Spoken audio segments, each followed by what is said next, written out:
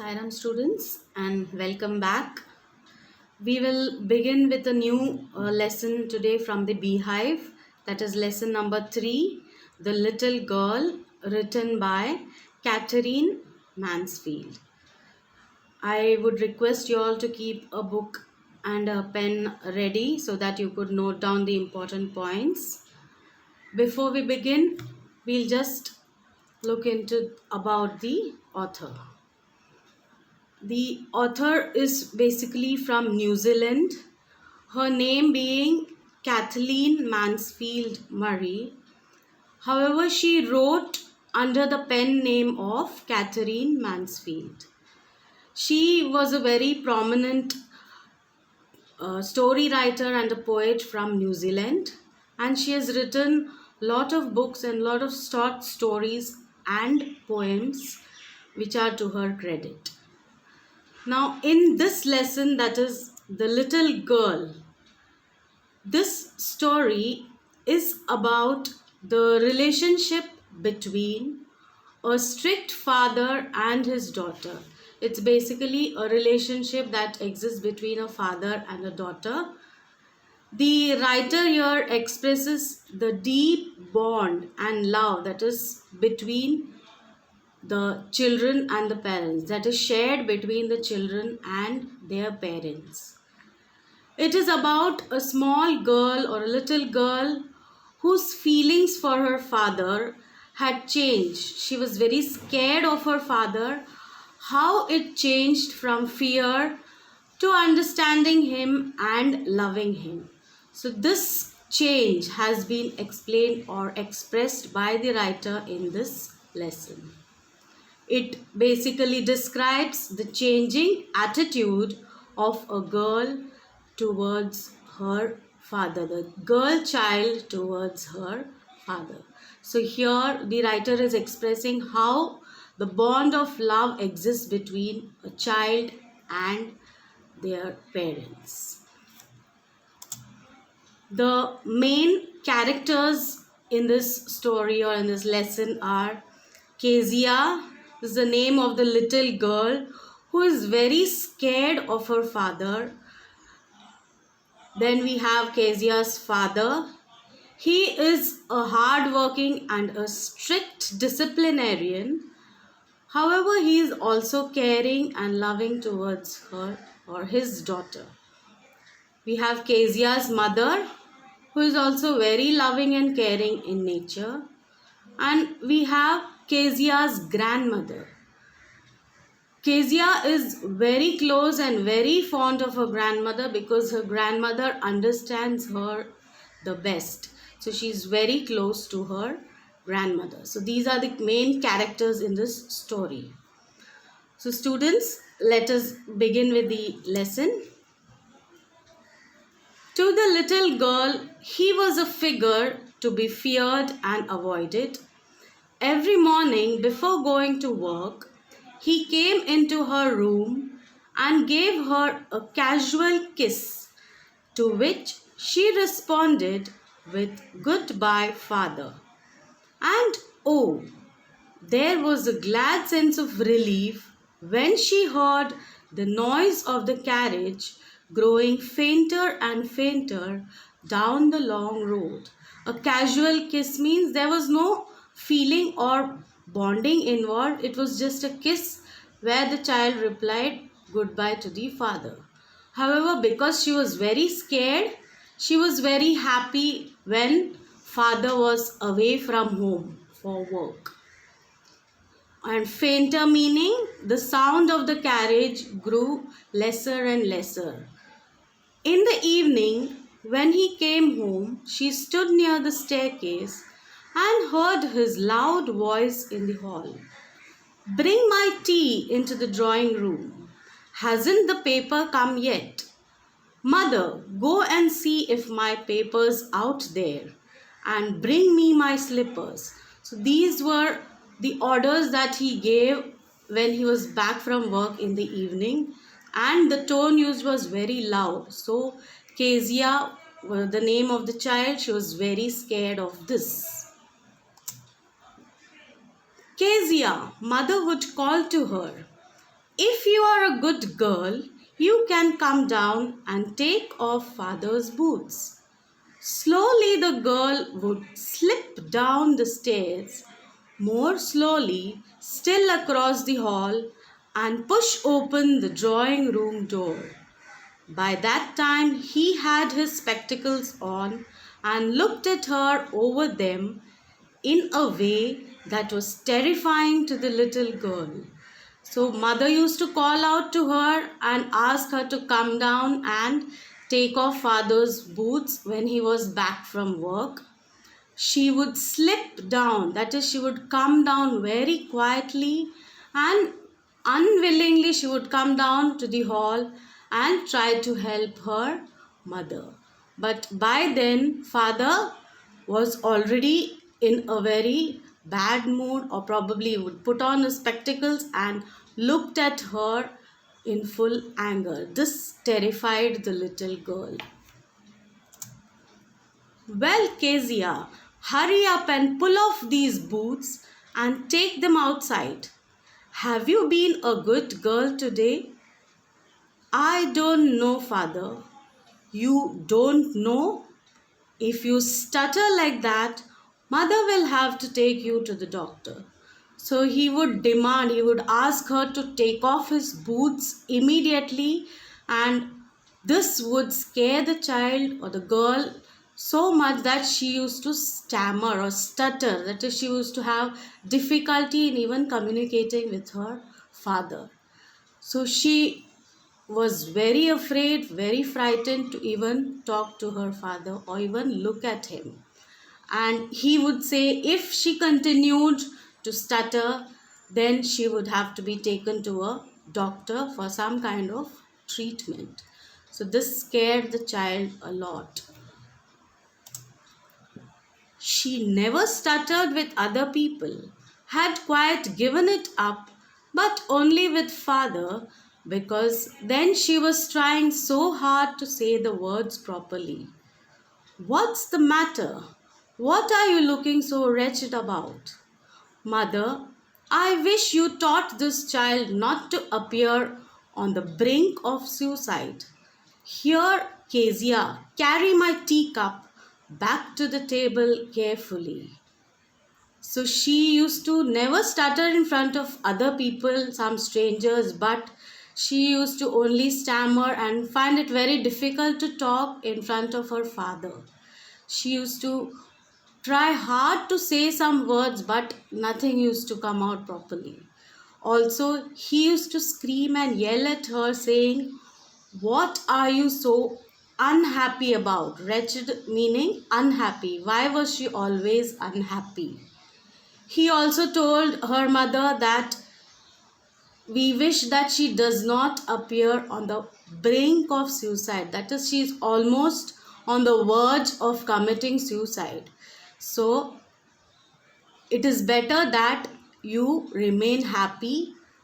And he would instruct her to take away the teacup as soon as possible, but very carefully. He was so big, his hands and his neck, especially his mouth when he yawned. Thinking about him alone was like thinking about a giant. So, according to Kezia, his appearance, her father's appearance, was something like a giant because he had a very huge figure. His hands and his neck were too big, and also his mouth when he yawned. So she was very scared to even look at her own father. On Sunday afternoons, grandmother sent her down to the drawing room to have a nice talk with father and mother. But the little girl always found mother reading and father stretched out on the sofa, his handkerchief on his face, his feet on one of the best cushions, sleeping soundly and snoring. So, as she was very fond of her grandmother and she was very close to her grandmother, grandmother used to try to make her closer to her father so that she has a good bonding with them. And she would send her down to the drawing room so that she could talk to her mother and father. But she always found that mother was reading and father was on the sofa with a handkerchief on his face, resting his feet and soundly sleeping without making any noise. It is undisturbed.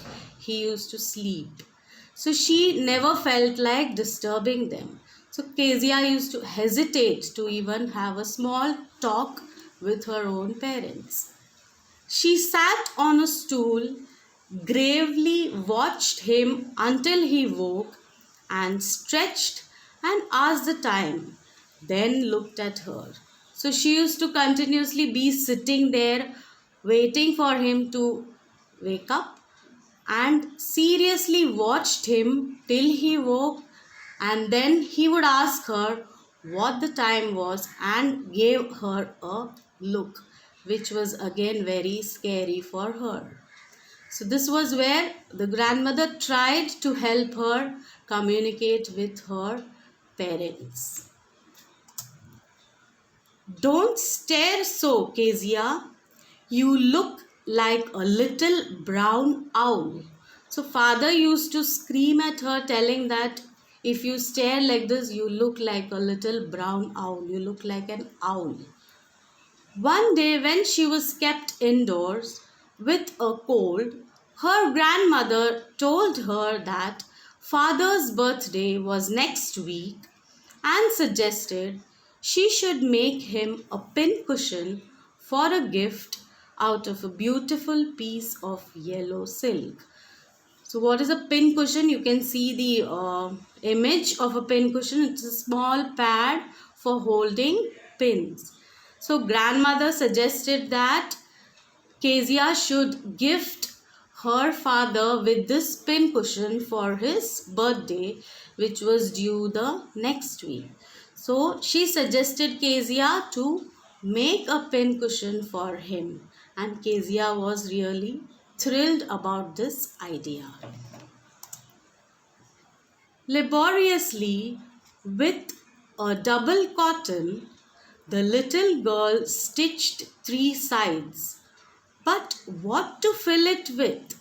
That was the question. The grandmother was out in the garden and she wandered into mother's bedroom to look for scraps. On the bed table, she discovered a great many sheets of fine paper, gathered them up, tore them into tiny pieces, and stuffed her case, then sewed up the fourth side. So, with a lot of effort or difficulty, that is laboriously, she found some cotton. Then she stitched the three sides of that particular cotton sheet, but she was clueless as to what she has to fill that thing with so that the cushion is ready. However, she wandered into her mother's bedroom and tried looking out for some scraps. That is, she went into her mother's bedroom and started searching for some small pieces of unwanted cloth paper so that she could fill the cushion with. And she found some sheets of paper. She gathered all of them and tore them into tiny pieces and stuffed all this into the cotton and tried to make the cushion, and she sewed up the fourth side. So the cushion actually was ready now. That night there was a hue and cry in the house. Father's great speech for the Port Authority had been lost. Rooms were searched, servants questioned. Finally, mother came into Kezia's room. So that particular night, there was lot of commotion in the house. There was protesting. Father was angry because he had lost the speech that he was to make for the Port Authority, and All the rooms were searched because that speech was not found in the house. Finally, mother went into Kezia's room. Kezia, I suppose you didn't see some papers on a table in our room? Oh, yes, she said. I tore them up for my surprise. What? Screamed mother. Come straight down to the dining room this instant. So, when she was questioned, very innocently she said that she had torn them up and stuffed them for her surprise that she was to give. This angered the mother and she asked her to come down immediately to the dining room. She was called straight to the dining room and she was dragged down to where father was pacing to and fro, hands behind his back. Well, he said sharply. Mother explained. He stopped and stared at the child. Did you do that? No, she whispered. Mother, go up to her room and fetch down the damn thing. See that the child's put to bed this instant. Now she was dragged to her father, who was very angry and moving to and fro, trying to figure out where his speech had disappeared. And finally, when Kezia was asked, she was very hesitant and she was not ready to accept that she had done it. She was very scared of her father. And father immediately in anger instructed her mother in annoyance. It is damn thing means it's an expression of annoyance, and told her mother to take her back to her room and put her to bed immediately, because he was really very furious as he couldn't find his speech for the court authority. What happens next, or what happens after this, we would do it in the next class. So I hope you have understood up to this as to what exactly was the situation in Kezia's house, why she was so scared of her father, and why she was unable to communicate well with her parents. So let's see what surprise she gave, whether father accepted her surprise or not, in the next class. Now you would get a link and there will be some questions which you need to answer and submit the same. Thank you.